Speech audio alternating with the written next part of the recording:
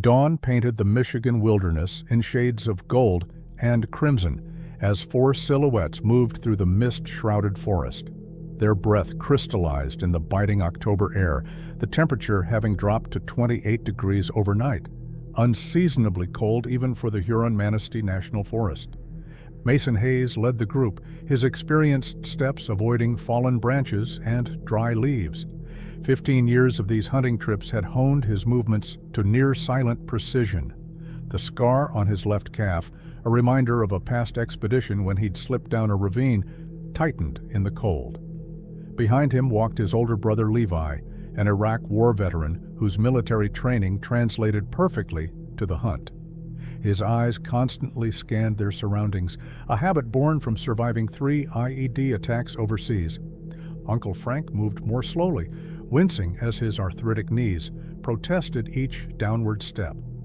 At 65, this might be his last season in these woods, though he'd never admit it aloud. Completing the quartet was Detective Roy Blackwell, the least experienced hunter, but whose observation skills often compensated for his lack of woodcraft. Weather service was wrong again, Frank muttered, checking the sky. Storm fronts moving in faster than predicted. Barometric pressures dropping. Levi nodded.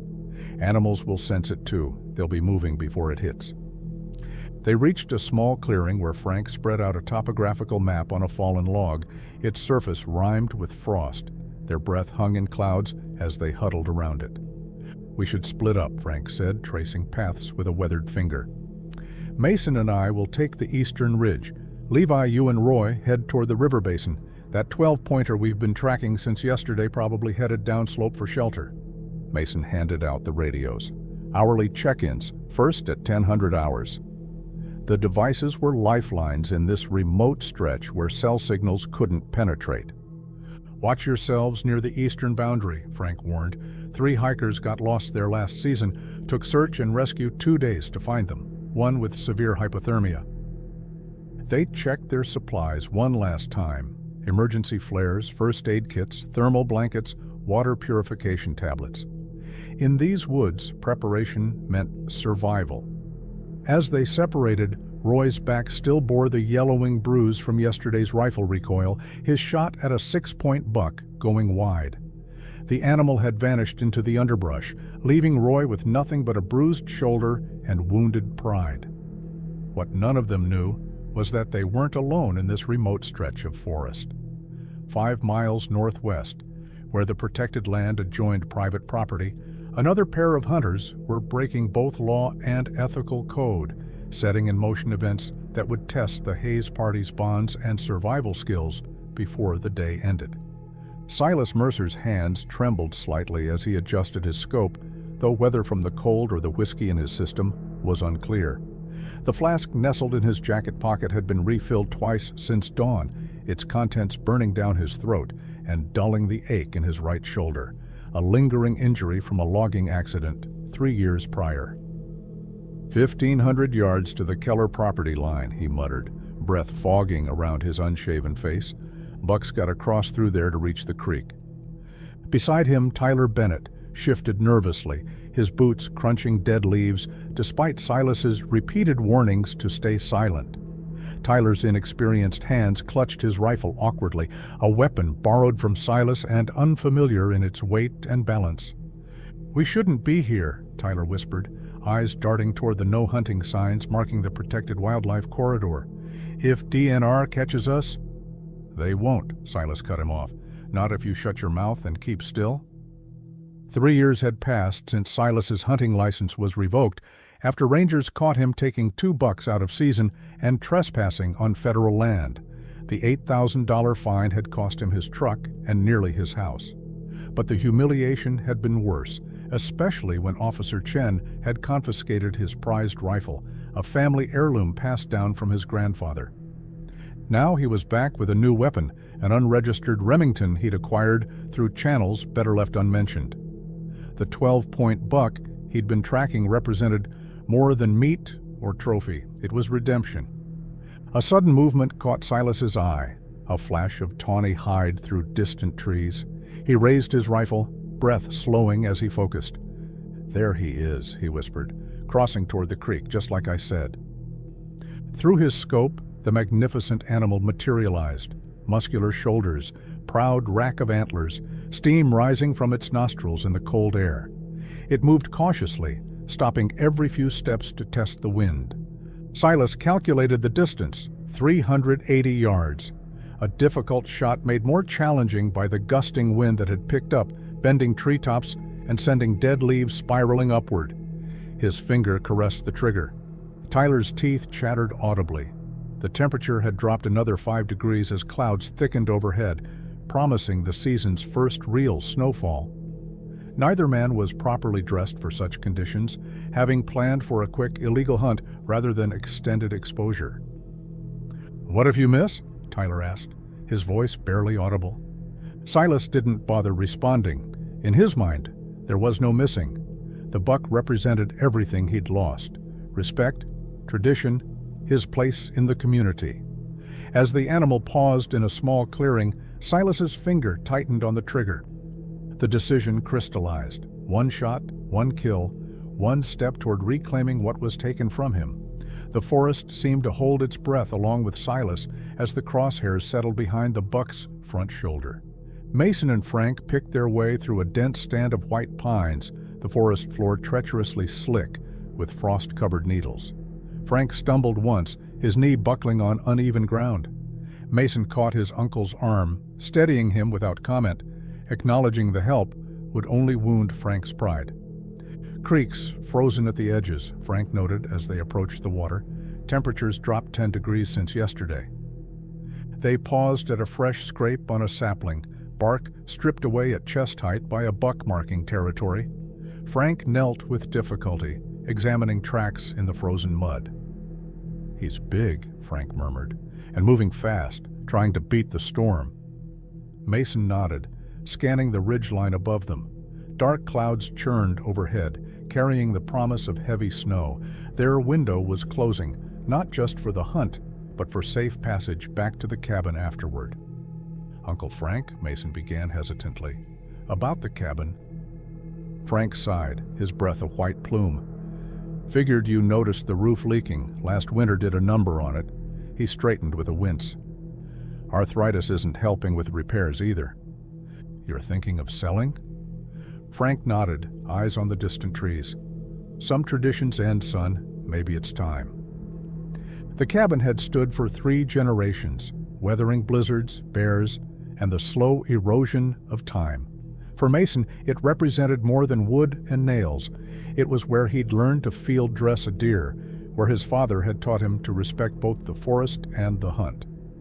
Meanwhile, a mile west, Levi and Roy descended toward the river basin. Their path took them over rocky terrain where one misstep could mean a broken ankle, or worse, given how far they were from emergency services. "Hold up," Levi whispered suddenly, raising his fist in the military signal to stop. Roy froze, eyes following Levi's gaze, to where a doe and 2 fawns emerged from the underbrush 30 yards ahead. Roy slowly raised his rifle, but Levi placed a restraining hand on the barrel.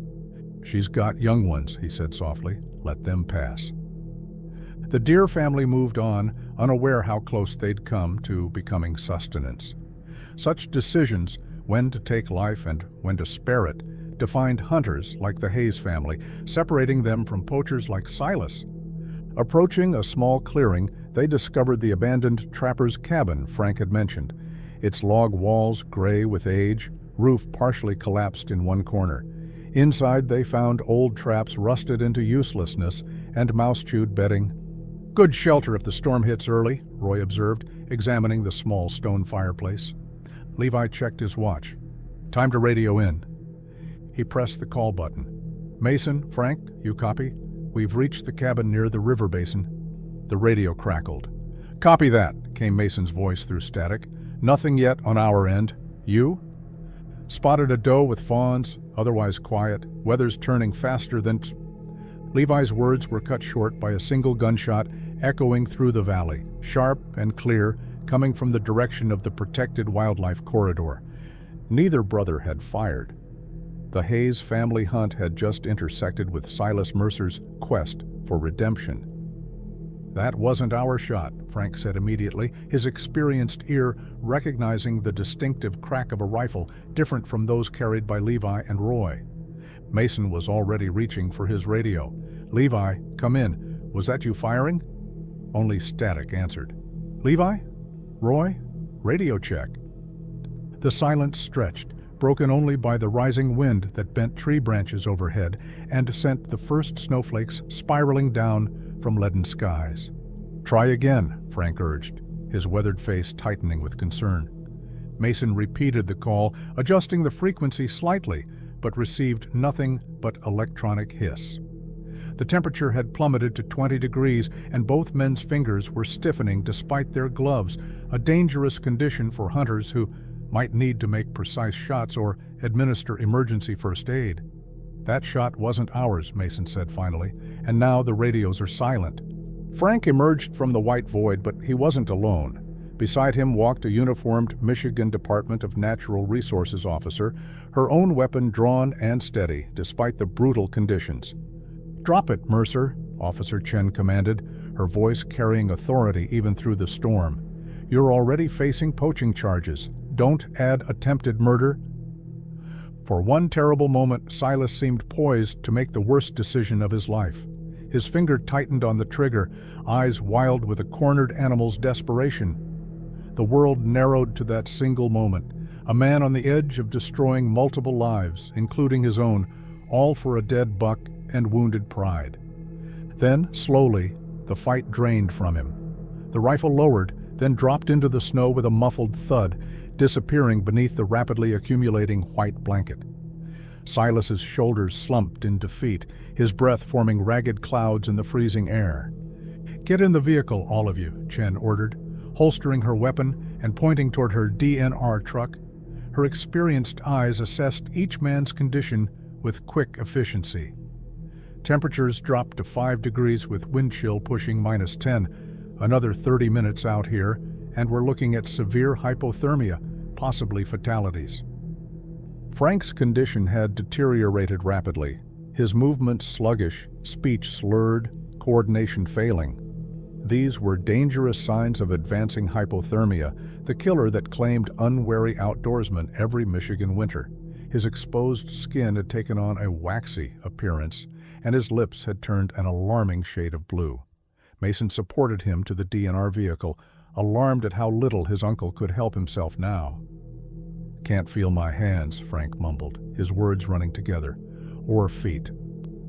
Meanwhile, Levi and Roy secured Silas and Tyler, whose own extremities showed the mottled purple signs of impending frostbite. Tyler couldn't stop shivering, a good sign, ironically, as it meant his body was still fighting the cold.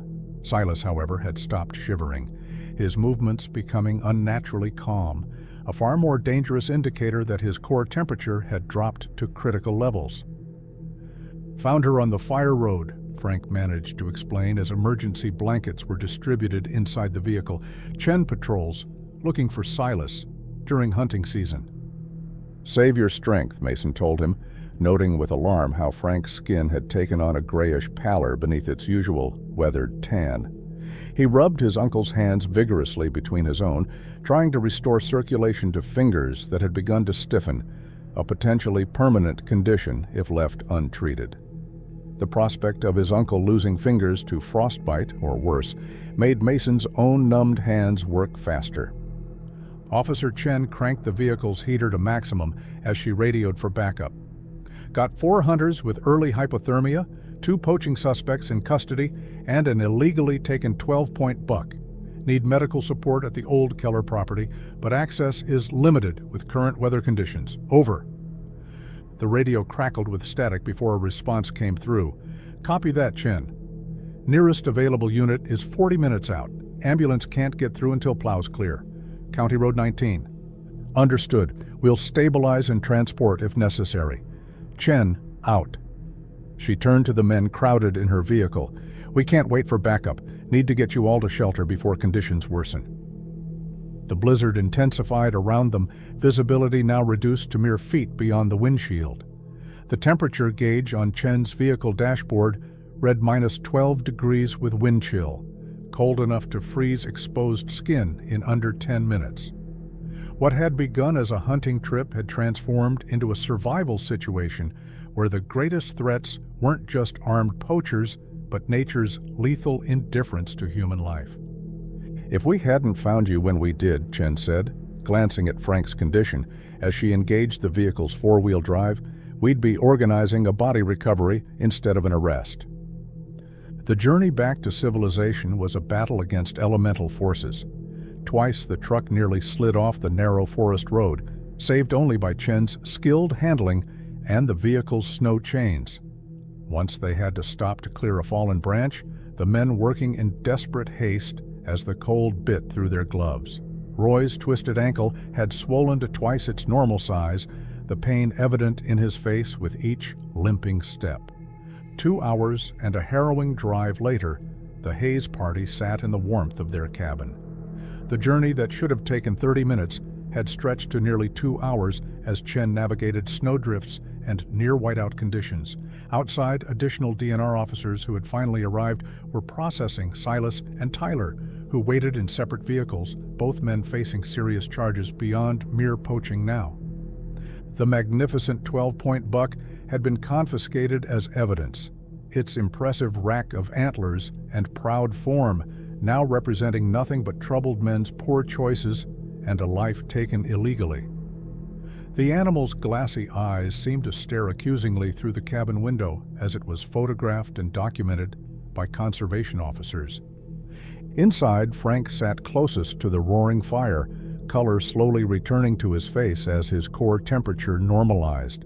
The deep cut on his arm had required 7 stitches from the first aid kit, a skill Roy had reluctantly perfected during his police career treating wounds before ambulances could arrive at crime scenes.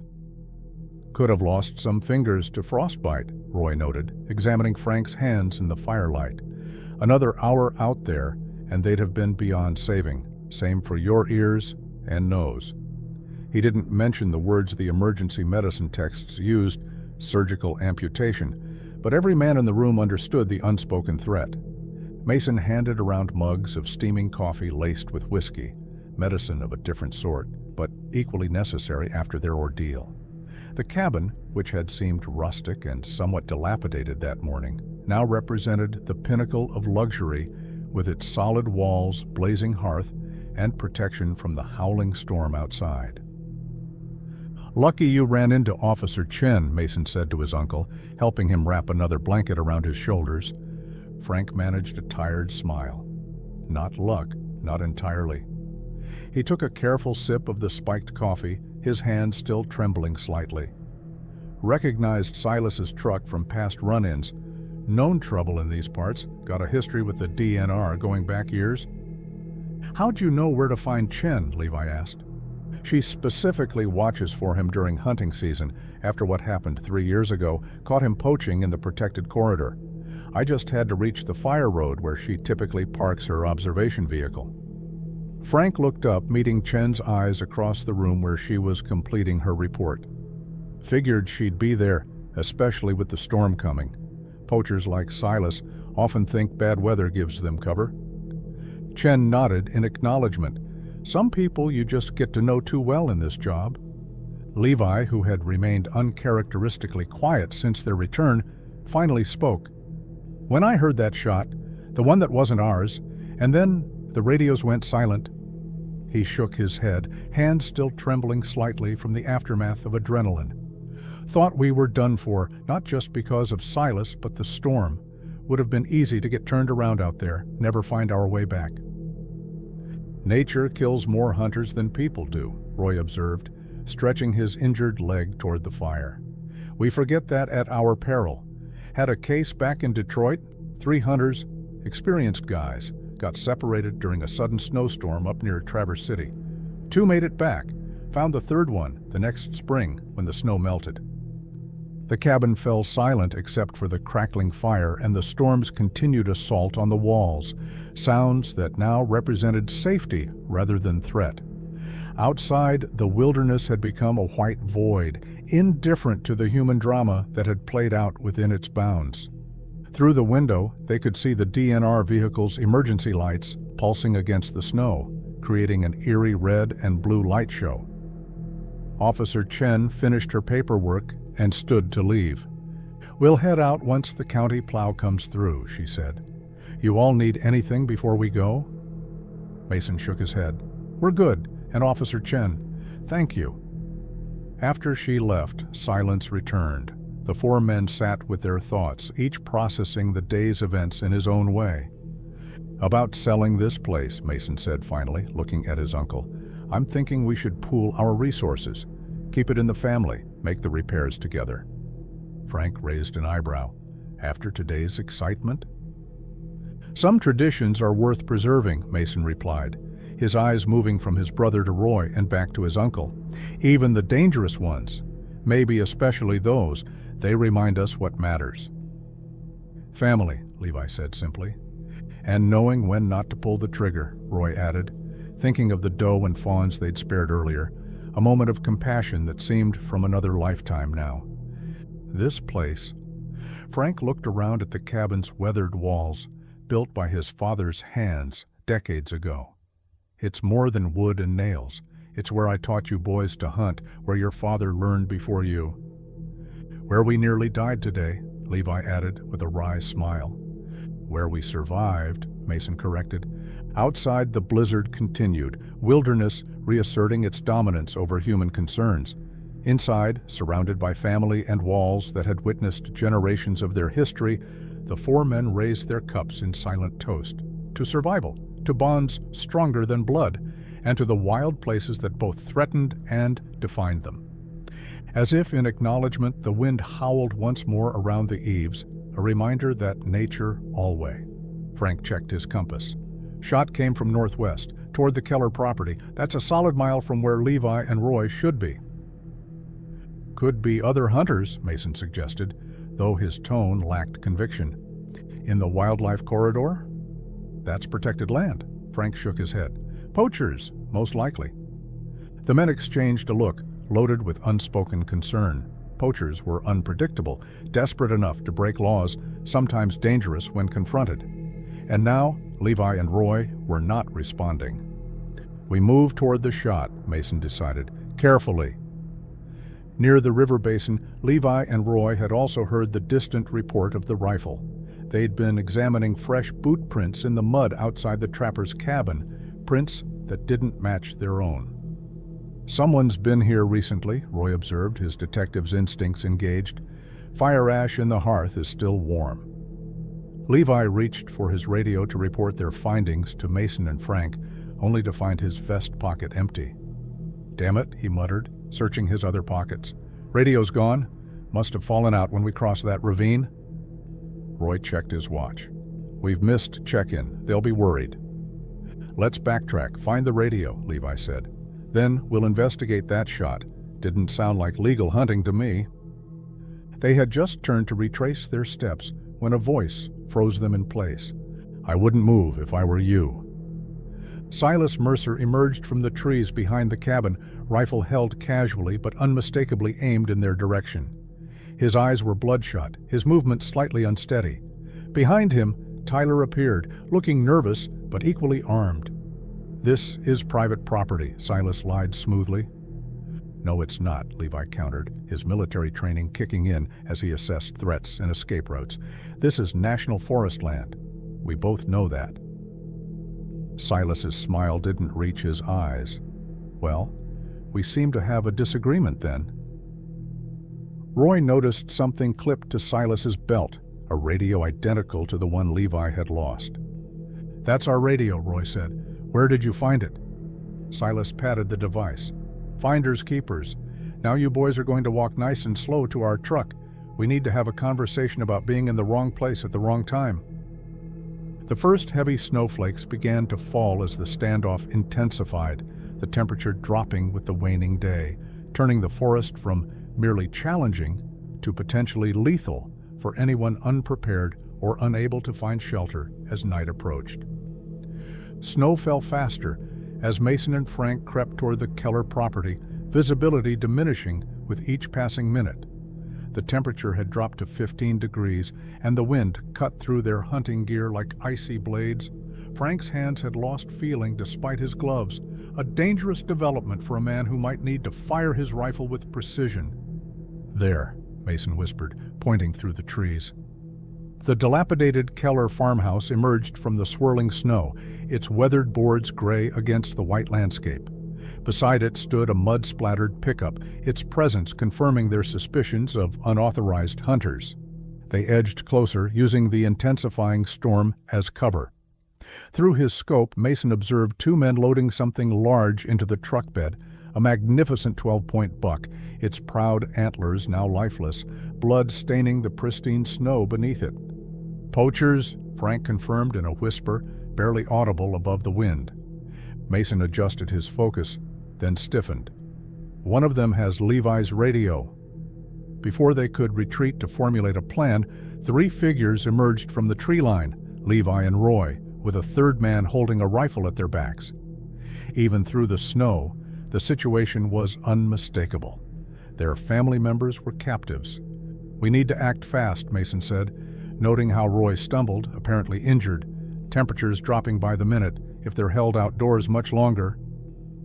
He didn't need to finish. Hypothermia would become as dangerous as the armed men. Frank's lips had already taken on a bluish tinge, a warning sign Mason couldn't ignore. "I'll circle left," Frank said. "Create a distraction at their truck. You get to Levi and Roy." "Your hands are half frozen," Mason objected. "You'll never make it around in time." "Got a better idea?" Frank challenged. Inside the decrepit woodshed where Levi and Roy had been forced, conditions were deteriorating rapidly. Wind howled through gaps in the wooden slats, driving snow and bitter cold into the uninsulated space. Tyler stood guard, his rifle wavering slightly as his own body shivered uncontrollably. "You're making a mistake," Roy said, his law enforcement training evident in his calm tone despite the danger. "Right now it's just illegal hunting. Don't add kidnapping to it." Levi remained silent, assessing their options. The shed door hung on rusted hinges that might give way with sufficient force. Tyler's inexperience with the rifle was obvious in his grip and stance, and the storm was worsening by the minute. Soon, visibility would be near zero, potentially allowing escape if they could overcome their captor. "Shut up," Tyler snapped, but his voice trembled from both fear and cold. "Silas will figure this out." Outside, Silas paced by his truck, the poached buck partially covered with a tarp. His face was a mask of desperate calculation. What had begun as an illegal hunt had escalated into a situation with no clean exit. The snow was falling so heavily now that driving out would soon become impossible, trapping everyone at the abandoned property overnight in dangerous, sub-freezing conditions. "We should just let them go," Tyler called from the shed doorway. "Storm's getting worse." Silas turned, rage flashing across his face. "And have them report us? I'm not losing everything again." Neither man noticed the two figures converging from different directions through the thickening snowfall, Mason approaching the shed from the south, Frank circling toward the truck from the east. The confrontation was seconds away from exploding into violence as the blizzard intensified around them. Frank's arthritic fingers struggled with the frozen door handle of Silas's truck. The metal burned cold against his skin, threatening frostbite within minutes of exposure. His breath came in ragged clouds as he forced his numb hands to work. The thermometer on his watch read 12 degrees and falling, dangerously cold even for experienced outdoorsmen. With a final effort, he smashed the driver's side window with the butt of his rifle. The sound was muffled by the howling wind as he reached through shattered glass, slicing his forearm in the process. Warm blood trickled down his wrist as he leaned across the seat and slammed his palm on the horn. The blaring noise cut through the storm like a siren. Frank ducked below the dashboard, watching through the windshield as Silas sprinted toward the truck, cursing wildly. Meanwhile, Mason used the distraction to close the final distance to the shed. His hunting boots left tracks in the deepening snow that the storm erased within seconds. Visibility had dropped to less than 20 feet, both blessing and curse. The same whiteout conditions that concealed his approach could also disorient everyone if they needed to escape through the forest. Inside the shed, Levi tensed at the sound of the horn. Tyler's head whipped toward the noise, his rifle dipping momentarily, and Levi seized the opportunity. In one fluid motion born from combat training, he lunged forward, driving his shoulder into Tyler's midsection while simultaneously forcing the rifle barrel upward.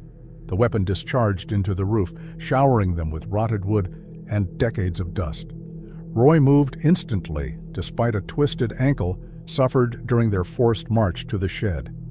He grabbed Tyler's arm, wrenching it behind the man's back with practiced expertise from years of subduing suspects.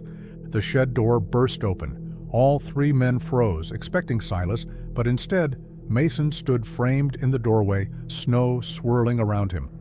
"You two okay?" he asked, taking in the scene, his brother now holding Tyler's rifle, Roy restraining the struggling man. "Better now," Levi said, checking the rifle's ammunition. "Where's Uncle Frank?" Creating a distraction. "We need to move fast. Frank's showing signs of hypothermia, and this storm's turning deadly." They emerged into a world transformed by driving snow. Visibility extended barely beyond arm's length, the farmhouse now just a darker shadow in the whiteness. The horn had stopped blaring, a worrying sign. "Head for the trees," Mason directed. "Frank will meet us north of here." They moved as a unit, using Tyler as both hostage and shield, the man stumbling between them as frostbite began claiming his exposed ears and nose. The temperature had plunged to 9 degrees, with wind chill pushing it below zero. They had almost reached the tree line when a shot cracked through the storm, splintering bark from a trunk inches from Mason's head. "That's far enough." Silas's voice carried faintly through the blizzard. The group froze, turning slowly to see Silas emerging from the whiteout, rifle raised. Blood trickled from a cut on his forehead, evidence of his encounter with Frank. "Let him go," Silas demanded, gesturing toward Tyler with his rifle barrel. Levi kept his grip firm on their captive. "Put it down, Silas." "This ends now, before someone dies out here." Silas's finger tightened on the trigger, his face contorted with desperation. In the distance, the faint sound of an engine penetrated the storm's fury, either salvation or further complication approaching through the deadly white silence. The engine sound grew louder, headlights cutting through the blinding snow like twin beacons. Silas's attention wavered for a split second, enough time for Levi to push Tyler aside and raise the confiscated rifle. "It's over, Silas," he called through the howling wind. "You can't shoot all of us."